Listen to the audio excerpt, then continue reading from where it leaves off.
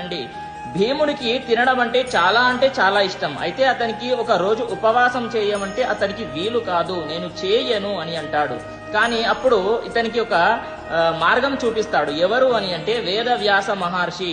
నువ్వు సంవత్సరంలో వచ్చేటటువంటి 24 ఏకాదశులు ఉండకు, ఒకటే ఏకాదశి చెయ్యి. అది ఏది అని అంటే జ్యేష్ఠమాస శుక్లపక్ష ఏకాదశి.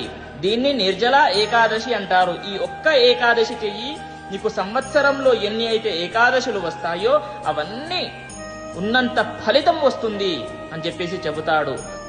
కాబట్టి ఆ రోజున మనము ఏం చేయాలి అని అంటే బ్రహ్మ ముహూర్తంలో స్నానము చేయండి. తల స్నానము చేసి ఆ రోజంతా ఉపవాసం ఉండి ఆ రోజున విష్ణు భగవంతుడి దేవాలయానికి వెళ్లి దర్శనము చేసుకుని 108 సార్లు ఓం నమో భగవతే వాసుదేవాయ అనేటటువంటి మంత్రాన్ని చదువుకోండి. మరియు ఏకాదశి వ్రతము ఎప్పుడు వదలాలి అని అంటే